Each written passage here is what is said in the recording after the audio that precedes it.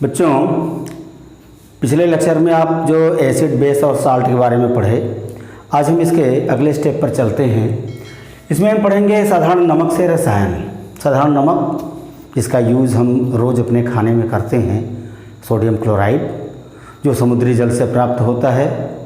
इसके लिए गांधी जी ने नमक सत्याग्रह आंदोलन भी किया था। समुद्री जल जब आकर के छिछले भागों में रुक जाता है तो सूखने के बाद एक नमक के पपड़ी के रूप में प्राप्त होता है, जिसको हम खनिज लवण भी कहते हैं, और इसका प्रयोग हम अपने भोजन में करते हैं। तो साधारण नमक से कौन कौन से रासायनिक पदार्थ हम प्राप्त कर सकते हैं, इसके बारे में आज पढ़ेंगे। तो NaCl से NaOH, sodium hydroxide, caustic soda भी आप कहते हैं, ये प्राप्त किया जा सकता है।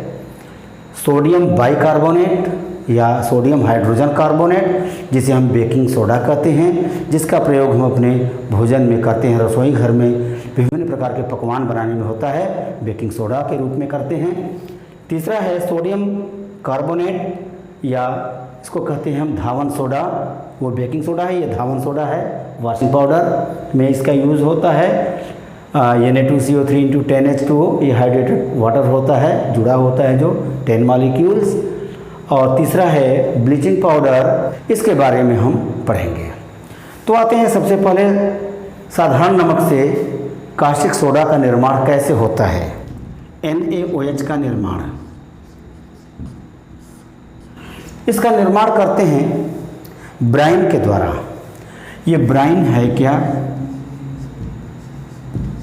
NaCl का विलयन है। सोडियम क्लोराइड का जलीय विलयन है, तो उसको हम कहते हैं ब्राइन। सांद्र सॉल्यूशन होता है, गाढ़ा घोल।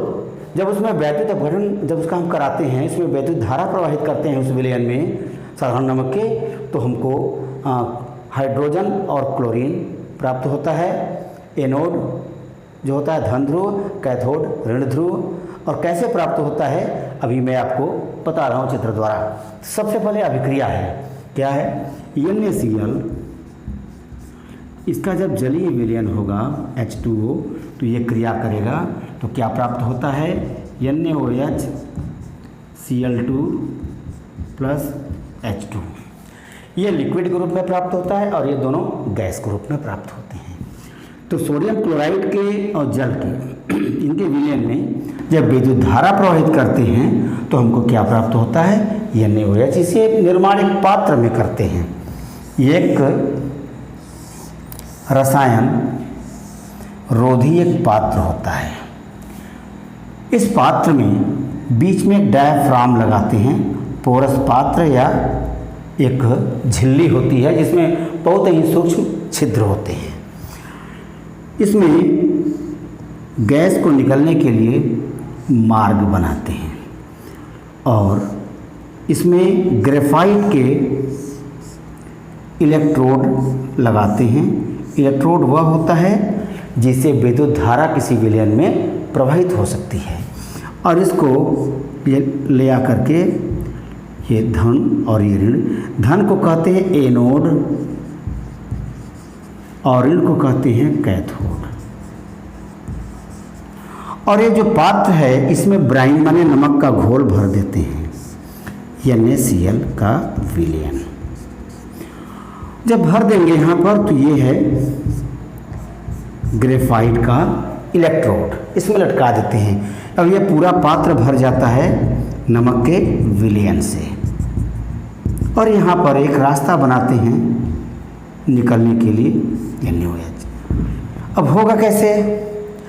जब इसमें प्रवाहित कर देते हैं विद्युत धारा, और ये है झिल्ली।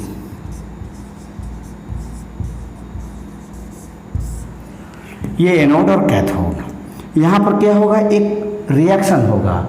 रिएक्शन ऐसे होगा, देखिए ये मार्ग है NaOH के लिए, और कैथोड है तो यहाँ से कौन सी गैस निकलेगी? हाइड्रोजन। और यहाँ से एनोड है तो कौन सी गैस निकलेगी? Cl2। कैसे निकलेंगे ध्यान दीजिए। ये है NaCl। NaCl का जब वैद्युत अपघटन होता है तो टूट जाएगा Na+ और Cl- में। जो सोडियम आयन है धन है, इसलिए ये पहुंचेगा किधर, कैथोड की ओर पहुंचेगा। और क्या है, क्लोराइड आयन है, ऋणावेशित है, इसलिए कहाँ पहुंचेंगे, एनोड की ओर पहुंचेंगे। तो एनोड पर ऑक्सीकरण की क्रिया होती है और कैथोड पर अपचयन की क्रिया होती है, क्योंकि जब जल के अणु भी हैं, जब ये टूटेंगे तो ये टूटेंगे किसमें, एक टूटेगा OH माइनस और H प्लस में टूटेंगे। यहाँ पर क्या होगा, एनोड पर माने धन ध्रुव की ओर क्या होगा, यहाँ पर ये Cl माइनस जब पहुँचेगा, अट्रैक्ट होगा, तो यह Cl क्लोराइड आयन किस में चेंज हो जाएगा, क्लोरीन में, 2 इलेक्ट्रॉन का त्याग कर देंगे और इस प्रकार से यहाँ पर ये क्लोरीन गैस कैथोड से बाहर निकलेगा। और एनो कैथोड पर क्या होगा, अपचयन होगा। ऑक्सीकरण में इलेक्ट्रॉन का त्याग होता है, अपचयन में इलेक्ट्रॉन ग्रहण होता है। तो यहाँ पर क्या हो जाएगा, ये जो हाइड्रोजन H प्लस है ये इलेक्ट्रॉन को ग्रहण करके क्या बना देगा, H2। तो यहाँ पर 2 हाइड्रोजन है तो यहाँ पर 2 H आयन प्लस कर दीजिए, 2 इलेक्ट्रॉन। और इस प्रकार से यहाँ से निकला क्लोरीन एनोड से और कैथोड से निकलता है हाइड्रोजन। अब बचता क्या है, यहाँ पर Na और OH बचता है, Na और OH बचता है। तो यहाँ पर क्या हो जाएगा, Na और OH आयन परस्पर मिलकर उदासीन होकर के बना देंगे NaOH।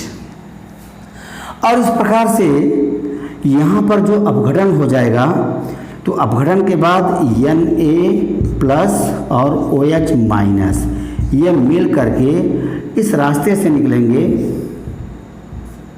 ये है NaOH। और इस प्रकार से NaOH प्राप्त हो जाएगा और एनोड पर क्लोरीन गैस और कैथोड पर हाइड्रोजन गैस। तो यह अभिक्रिया याद रखिए, NaCl plus H2O gives NaOH plus Cl2 plus H2। अब क्लोरीन का क्या यूज़ होगा, क्लोरीन से बहुत से रासायनिक पदार्थ बनाए जाते हैं। एक तो ये ऑक्सीकारक के रूप में इसका यूज़ होता है, दूसरा है ये विरंजन के काम में आता है। क्लोरीन का प्रयोग होता है कीटाणुनाशक के रूप में होता है, जल को शुद्ध करने में इसका उपयोग होता है और बहुत से रासायनिक पदार्थों के निर्माण में होता है। जैसे बुझे चूने में जब क्लोरीन गैस प्रवाहित कर देते हैं तो ब्लीचिंग पाउडर प्राप्त होता है, आगे आपको जो बताया जाएगा। और यहाँ पर हाइड्रोजन का प्रयोग ईंधन के रूप में होता है, अम्ल बनाने में होता है और से बहुत से उर्वरकों के निर्माण में होता है। जैसे नाइट्रोजन के साथ हाइड्रोजन उत्प्रेरक के रूप में जब मिलाते हैं तो क्या प्राप्त होता है, अमोनिया। और अमोनिया से किसका निर्माण होता है, यूरिया का निर्माण होता है। और NaOH का प्रयोग कहाँ होता है, यह जो है ग्रीस और तेलीय पदार्थ को हटाने में इसका प्रयोग होता है। NaOH का प्रयोग विभिन्न प्रकार के रासायनिक पदार्थ बनाने में होता है। इस प्रकार से आपको मैंने NaOH के निर्माण के बारे में बताया। इसको हम कास्टिक सोडा कहते हैं। कास्टिक सोडा बहुत ही उपयोगी रासायनिक पदार्थ है।